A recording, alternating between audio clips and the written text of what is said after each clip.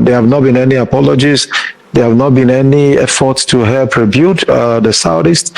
There have not been any form of compensation. And I will really thank the IBB for bringing up, these, very, very important issues, making it a front burner issues. And I think IGBOS can actually leverage on the opportunities to set the record straight, at least for the next generation. So what are the opportunities there for Ndibo to leverage on? Guys, this IBB issue, I don't think it's going to end anytime soon, because every day people are still coming up to air their own views. I'd like guys to take a look at this particular section, because it's actually a meaningful section which I learned a lot of things from it, and I'd like you guys to also learn from there. But this issue is not dying now. People are saying that he must face the consequences. People are saying that he must pay for what he have done. People are saying that he must be jailed. A lot of people are coming out to say things about this same book that he released, and there have been some revelations that have been exposed also, which I'm going to watch in this video. Just take a look for yourself, and then you can air your views. It's been revealed in that book, where he, took positions on a number of things. The issue about MK Abiola winning the June 12th, 1993 election, and of course claims that the Sani Abacha was the mastermind behind the annulment of the election, and of course the talk about the Boku and everything that around it, and his position on different other issues that he raised from the book. So joining us virtually to actually give us his own side of this is Chukwuma Ephraim Okenwa. He is the Executive Director, Lead Network Africa. He joins us virtually this afternoon from Abuja. Thank you, Chukwuma Ephraim Okenwa, for joining me this afternoon. It's my pleasure. All right, so the book is out. Well, they say, all right, he should write a book. The book is out. So there's now a lot of noise about the book. Or maybe former President Babangida shouldn't have written one. Which would you have preferred? Him not writing one, or him writing it? I think he just did the needful. It is expected, like one that is a significant part of Nigeria history. You can't write history will not be complete as a nation without talking about our own very IBP. And I would also say that he did not disappoint, because he came out well, came out strong, and looked like what we can expect from an IBP. Nothing short of expectation. It's been able to engineer the much needed debates on key issues, key historical issues that has helped, to shape the current day Nigeria, whether it has to do with, issue of Q, right, with the military, and then even to the most significant war that has shaping modern day history. Conversations are still there. To now also like issue around electoral integrity and the things that play behind the scene as long as power is concerned. Someone would wonder why he would be blaming Abacha, why in the real sense he was the president as at that time, right? But these are the realities, But admittably, he said, well, I take the responsibility, but ordinarily, I probably wouldn't have taken that part. All right, I mean, he had a lot to say, but some other people are saying that a lot of the people he's blaming, or he blamed in the book, are no longer here to speak for themselves, especially the issue of Abacha, which has drawn very strong response from Abacha's family. They're saying that IBB or former President Babangida is a coward for saying all that about their father now that he's no longer here. That could he have dared if he was still around? Well, certainly not. You wouldn't say that under a military ruler, a military head of state. You and I knows the implication, right? Perhaps this was the right time to speak. Unfortunately, Abacha is not here, but I also would think that from the way he made his position, right? Clearly saying, well, I take responsibility the fact that I was cancelled anyways, but, this wouldn't have been my position if not for the influence of an Abacha, right? And it's not something that is entirely strange when you talk about power politics, within the corridor of power, right? Sometimes leaders could serve as figurehead, where you have like influencers all around the seat of power. But of course, well, everything, all the buck starts and stops at the table of the leader. And at this point, he can, of course, absorb himself of the blame. He's taking responsibility. To what extent can we believe him will be entirely a function of how much of a person of integrity is he, right? But I should think that considering his age, right, and the long silence that has been associated with this person, as long as the polity is concerned, I think this is just a way of saying, maybe I had a good reason why I kept silent all this while. Perhaps I was rehearsing how to speak, and indeed, he's spoken and he's shaking everywhere. All right, so I think he and Obasanjo are the only military heads of states that have dared to write an autobiography, if my memory serves me right. I think currently they're the only ones that have one. I know Jonathan wrote, but he's a civilian. His own account is different. Well, I'm talking about those who played a part or were close to those who played the part from the first coup. I mean, he gave an account of how he observed from outside because he was a very young soldier at that time. So he didn't quite participate, but he saw. And he said that it wasn't an Igbo coup. But then there was a point he made that he didn't quite understand how those who planned the coup felt that they would accomplish the thing they said to accomplish because of how things were, how they thought they could accomplish everything by killing all those people that were killed. But then the key thing there is that he said it wasn't an Igbo coup. And the whole tag about that coup from even the BBC that gave it very heavy rotation, it was an Igbo coup. And that's the tag that coup has had. I mean, if you recall the Oputa panel, it was debated thoroughly at the Oputa panel why that coup took the tag Igbo coup, when indeed people from other ethnic nationalities also took part. You know, that's exactly one of the things that happens with narratives, right? And you will recall that at this point of maybe when the war happened, right? We probably do not have much of strategic thinkers and communicators, those that can think at the long run to appreciate the implication of narratives, right? And so you have like the Nigeria part aided by a British government, bringing all of the arsenals in terms of strategic communication.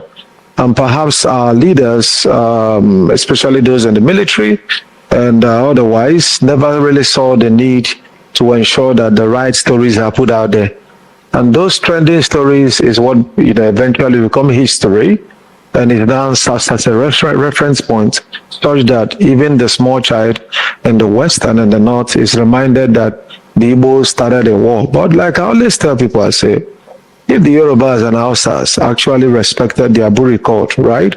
Whatever thing that has happened pre-war, whether it's like, okay, the planned coup which failed, right? And then to the killing of some premiers, to the program in Jos, and then eventually there was an Aburi, to stop whatever thing that happened thereafter, and their code was not respected, and there were no like a kind of repercussions, for not respecting that accord. The international community watched and supervised almost like a genocide of a whole region, right? Which is really regrettable for whatever political reasons. And I think that even as we speak, there have not been any apologies. There have not been any efforts to help rebuild the Southeast. There have not been any form of compensation. And I will really thank the IBB for bringing up, these, very, very important issues, making it a front burner issues. And I think Igbos can actually leverage on the opportunities to set the record straight, at least for the next generation. So what are the opportunities there for Igbo to leverage on? First opportunity would be like, let the world know that this is not an Igbo coup, right? I mean, it's not an Igbo thing. I mean, just that kind of narrative that has been pandered over decades. We stand to correct that. That should be like addressed at this particular point, right? Very, very important. And if we can leverage on this opportunity, I mean, somebody in the position of an IBB, right, coming up with this striking revelation, which I could tell you because over time, when you look at the stories around the Nigeria Civil War, right? You know, you've always have like opinions, counter opinions, and all the rest. And now you have like somebody who is not coming from the Southeast, right? Or perhaps that you have any interest why you should not side maybe certain regions over the Southeast, now coming to say, for crying out loud, let's tell ourselves the truth. So this is going to cost like a review of that war. Who are really like the players? How much of Igbos? What were their intents? What was even the goal, right? If it were allegedly to install an Awolo, you know, will it still really be like an Igbo queue, right? You know, the Nigerian military, was it meant for every other person apart from those in the Southeast? If it was for everybody, right, in Nigeria, and military men decided to carry on with that, why should anybody not want to target on a region, right? So we can leverage on this opportunity, you know, to take a stand, you know, what really happened. Number two, the very striking one about, you know, the election that was faulted, right? The election also that, I don't know how many Igbo men actually now has been headed INEC, right? Or the electoral commissioners at that time. I know there was no INEC there. You know, but that election that was overseen by a Professor Iwu, right? You know, remain like it's been a reference, and IBB just confirmed that, right? So what does that tell you? Professor Humphrey, was you meant to say? Yes, Humphrey, yes, it's okay, yes. Professor Humphrey was, right? You know, so when it comes to like these narratives also we've seen like about our region, it's always been associating us with the wrong things. Nobody remembers Igbos are meritorious. Nobody remembers that Igbos are standing. Nobody remembers that, you know, we are not giving into like certain sentiments that other region would. We can take a position and all of those things, you know, while IBB is taking all of the credit for saying the truth, right? The real credit and the real MVP should also come to like Humphrey Wosu for daring, you know, under military watch, you know, to deliver such credible, free, fair, and credible elections, right?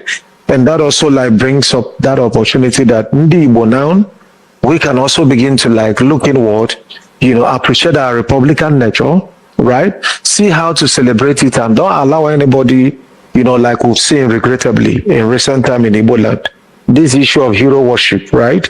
You know, where somebody will just, you know, customize the whole region, customize the whole people just for peanuts. Others cannot speak of. I mean, these are the problems that we see. And if we can decide to be Republican as we are made, right, as we are naturally are, I am sure that we can actually distinguish ourselves, you know, from every region because we are truly different. I must confirm that to you. Igbo have not been known for for hero worship, and this adoption of that strange culture has really impeded on our progress as a people. So at the end of the day, I'm sure you are expecting more autobiographies. We haven't heard from Gowon. We haven't heard from Abdulsalami Abubakar. We haven't heard from David Mark. Okay, and I think the one of Gowon they actually be the one that will either further unify Nigeria or eventually divide Nigeria because we know that, I mean, he has a lot to say, right? He has a lot to say. And people like us are actually wondering at 90 what perhaps is holding Gowon from doing the needful, right? Because the needful is, let's hear from the horse's mouth, right? You know, what's your account of this story? And I think it's going to make all of the difference. But at this point, one of the things that nation, this is a call that IBB has made, is the need, you know, for the nation to truly, you know, have a history, everyone that, you know, can rely on, right? You know, some of the things that has been handed over the years, you know, as historical, as truths, it's really time to confront it, right? Fix it, and then let's have a one story as a one people. You know, not diverse accounts, everyone coming from his own area, you know, just to foster interest, right? Even like what was called the World War, you've been able, like scholars has been able to unify, you know, how it all started, what led to what, you know, the major the causes of it. And it's quite commendable, a world war with different interests. Not to talk about one nation, right, with intra-war amongst itself. Civil war. I mean, we should make bold to strengthen, the annals of history, so that, what should be done would be done. The needful will be done. So at the end of the day now, as we wrap up this conversation, who are those from this side of the country are you expecting that they should also write something? Yeah, I'm sure there are still some military officers who are from Igbo extraction that witnessed some things. Why are they not writing? Ibitu Ukiwe was Chief of General Staff at a point. Has he written something? I mean, why are we fasting asking Gowon to write something? Ibitu Ukiwe, has he written something? Or are we not? No, he has not, and we expect him also, right? We expect him also, and perhaps, the problem sometimes when you see this gap could either be that the people involved may not even see the importance, or the region is not conscientizing them enough. And I think, now that you said this, some of us could take the initiative to insist that he do us that justice, right? Let's also have the Saudi's narrative to the entire thing, right? But most importantly, all we just need at this point is the truth that sets the nation on the path of recovery, right? Enough of the confusion, like here and there, sharing divergent stories. When what is being referenced is actually one civil war that we've gone through, not many of them. So why should there be many accounts, right? Perhaps be one of the justice that some of these men could also do is to actually have like a dialogue, right? Come on, at the round table of the story, right? In a sort of synod to harmonize stories. It's not a bad idea, right? It's not at all. So, as we wrap up, finally now, do you think that IBB's autobiography is providing that platform for us to start having conversations about the things that actually disturb the country? Do you think that this has opened up conversations about the country and its structure? Honestly, looking at the national dailies today, the newspaper, I found everything about the front, right? Like most of the leading newspapers, was one item or the other from IBB book, right? So it's actually like, a front burner issue at the moment, coming from someone like him. And I'm sure it's not going to stop there, because now you already see like Abacha's family. We've not heard from them in a great while, right? Coming up to the fore. And, some persons that perhaps know one thing or the other and never said it before now are also coming up to either agree or to disagree with what IBB has said. And this is one of the ways you can actually begin to foster conversations on things that are important. And over time, certain agenda could be set from it, right?